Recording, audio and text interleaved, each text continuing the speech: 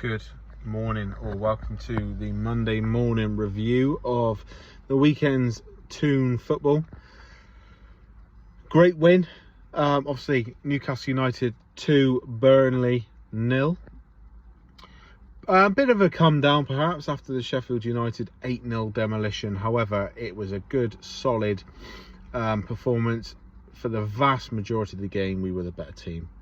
We did really well, created some chances, scored 2 goals, another clean sheet. I think that's the 5th clean sheet on the bounce, I want to say. Burnley, who did we play? Brentford? Was it Brentford? Milan, Sheffield United, City, Burnley. Brilliant clean sheets. That is the platform, the backbone of our fantastic form last year. Our positioning in the table at the end of the season was built upon a solid defence and that accumulation of clean sheets. I think our defence was second only to Manchester City, might have been Arsenal in terms of the goal difference as well, but we had one of the best defences in the league, and for a long spells the best defence in the league. So that was the foundations of our fantastic form last year. Going through the team sheet, so Sven, right, let's get the injuries out the way. Callum Wilson yet again not in the squad. Eddie Howe has since come out and said that was more of a precautionary thing and that he should be fine, so I fully expect him to play. I reckon he'll start against West Ham. Obviously West Ham being his favourite team to score against, and Alexander Isak started against City, started against Burnley. He'll start against PSG more than likely, so he'll be due a little bit of a rest. Sven Botman not in the squad again. That's a worry. Eddie Howe has since come out and said, I doubt we'll see him before the international break, which is obviously only 2 games away. Joelinton, right, so he came on in the second half, and it was about 2 minutes later he pulled up with a hamstring issue, which is not a good sign. I don't think we'll see him before the international break. It may be weeks after.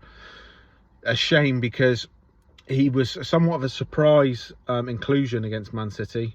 I didn't think he was going to be ready for that game, and he played bloody well. He was our best player in a difficult first half, and he continued that in the second half, and he played really, really well.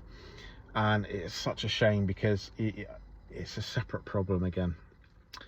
But team sheet, so Nick Pope was in goal, Kieran Trippier right back, Jamal Lascelles came in for his 2nd consecutive start alongside Fabian Schär in centre half pairing. Dan Burn left back, a midfield trio of Sean Longstaff, Elliot Anderson and Bruno Guimaraes. And you had Anthony Gordon, Miguel Almiron and Alexander Isak as the front 3. So how did they all get on? I thought everyone played well. I thought Dan Burn had a couple of moments where he was caught out, and one was a slip. He was done for a dummy for pace in the second half, I believe. But overall, fairly solid. Jamal Lascelles, solid yet again. No, he hasn't got the balance and the passing range of a Sven Botman. But when you're alongside Fabian Schär, you can get away with that because he does the passes. He will thread the ball through. Jamal's capable. He showed against Man City. He can play through the lines. But he is your meat and two-veg sort of defender. Solid. Makes tackles, blocks, headers, clearances. But he played very well. He didn't do anything wrong. Fabian Schär, as expected, very, very good. Trippier, sensational yet again. Best right back in the league, in my opinion. In midfield 3, I thought Elliot Anderson was bright. Sean Longstaff was bright, steady, reliable, stamping authority in certain areas of the midfield. But Bruno Guimaraes was man of the match, in my opinion, probably. Very, very good. The best we've seen of him for a few months now. Very good. Very good signs going into the PSG game. Anthony Gordon, bright, pace, dribbling, direct, running at his fullback. Very, very good yet again. Just a shame that he picked up a yellow card, his 5th of the season. Needless, for kicking the ball away, which means he's not going to be eligible to play against West Ham. But that means he can completely empty the tank against PSG. Alexander Isak wasn't going to be his day. He struggled with a few chances. Didn't look as sharp as he has done usually. But all strikers care about is the goal and the 3 points, and he got that. Fantastic penalty in the second half. Looked calm, cool, collected, assured, relaxed, and he just sent the keeper the wrong way and stroked it in the bottom right hand corner. Beautiful. Leaves me with Miggy Almiron. What a goal. Ramsey, I think is either left midfield player for Burnley. Caught napping. Too much time on the ball. Took too much time on the ball. And as I think, was it Alan Shearer said? Or Craig Hope might have said in one of his videos.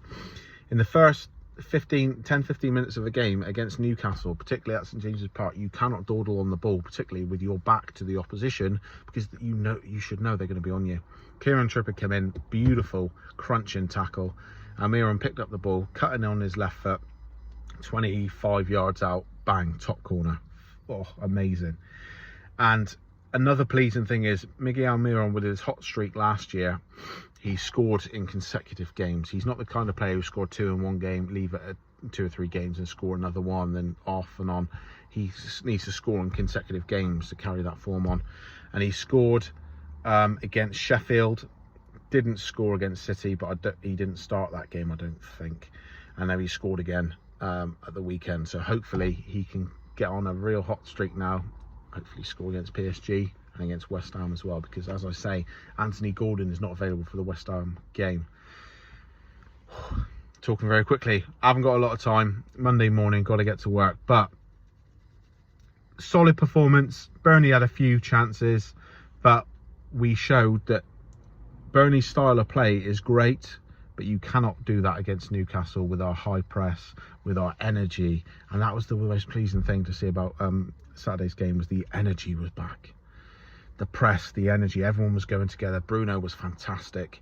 He really threw his weight around in the midfield, distributed the ball very, very well. I think at one point he picked the ball out of the sky. It was coming down on him, and I thought, oh, take a touch and spray, but no, off the shoulder pass to Trippier. Lovely stuff. And that shows confidence. Now, not only did he have a very, very good second half against Man City, against some top quality opposition, some top quality operators like Kovacic, for example, he's now had a very, very good game against Burnley and showing that confidence. And we are going to need an on-form, confident Bruno Guimaraes against PSG coming up. But yeah, very, very good. And high press, high energy, high intense performance from the team. Who do I think will start? I think Isak's going to start against. I think the front three won't change. Obviously, they're very limited now with Joe Linton injured, Harvey Barnes injured. I think the front three has to stay the same. I'd be very surprised to see Jacob Murphy start ahead of Miggy Almiron, because I think we're going to need his pace and his work rate. Jacob Murphy has pace and work rate as well, but it's in a different way. I think Miggy can be a real asset on that right hand side up against the likes of Mbappe. The right hand side, our left, the right hand side for PSG is going to be a problem. Hakimi, one of the best attacking right backs in the world, and Ousmane Dembele.